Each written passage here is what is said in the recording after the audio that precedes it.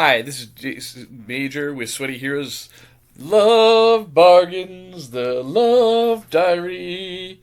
In this issue of Love Diary, she loves him, but she had a summer fling with this guy. What will she do? You can see that it's in a terrible condition, but this is an example of old fine. Look at this old ad. Isn't that great?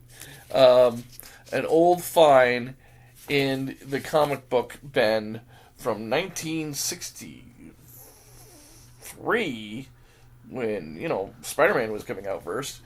Um, yeah, like of the Love Diary, and the artwork is actually really good. I actually think the artwork was really good, and the stories are simple, and they're basically these simple love stories of, boy, girl meets boy, and which one will she get with, and usually the size of the end. There's this really interesting kind of Dear Abby. If you know what Dear Abby is, it's kind of like writing letters to the editor asking for love advice. And this one, someone's writing about like, oh, an interfaith marriage, which at the time would probably be in the 60s, probably just between Protestant Christian and Catholic Christian, or like different, different versions of Christianity.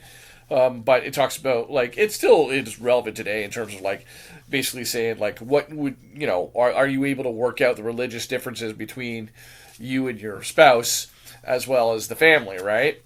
Even more pertinent today. Now we live in a multi faith and or lack whatever faith you are or not faith.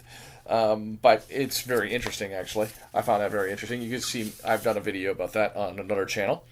But like you can also see the trim size is also bigger. So if you compare this comic book to this comic book, you can see that the trim size used to be a lot bigger for Golden Age and Silver Age books, right? Speaking of love stories, though, and other girl stories, we have 15 Love, which is seems to be a mini series that Marvel did. Does not set and it's not set in the Marvel universe or anything, but Marvel was trying for a while in the early 2000s with these ideas of stories that are. It's not really a manga, but it is kind of a manga or anime style. I mean, even the drawings a little bit, I guess. But the idea is that this story is just about a girl playing tennis. And actually, for a story about a girl playing tennis and about her love relationships, not bad. I thought the art was good, and I thought it was engaging enough that, this was interesting and might be appeal to teenage girls or people interested in those type of stories.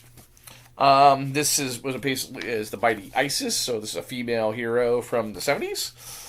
So this is 1977, but very much like I guess like I don't know how to describe it, but a little bit of space fantasy too. I guess it would be similar to like a Wonder Woman or something, but it was based on a TV show. And then you have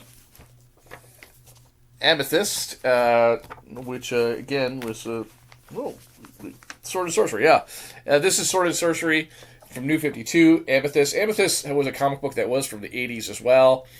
If you're familiar with He-Man and She-Ra, I would say that it's kind of in the same genre. She's kind of a girl who finds a mystical gem world and her adventures, right? So New 52 tried to reboot the character, and then after New 52, they tried to bring the character back again.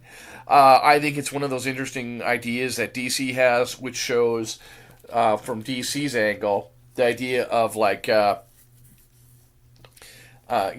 stories that are like can be completely different than anything that you've read and don't necessarily I don't think you'd have to do this to connect with the DC universe. You could just do it like a fantasy, like kind of like I don't know, like an Alice in Wonderland type story almost, or The Labyrinth from David Bowie, kind of like that. A girl goes to a magical land. She finds out she has powers there, magical powers, and you can play in with the fantasy of that. That's kind of the stories that I have for you today, and I think that we'll look at some of these other types of books in the next video. Take care. But this is another video showing you that all kinds of different genres out there and the comic bargain man. Thanks.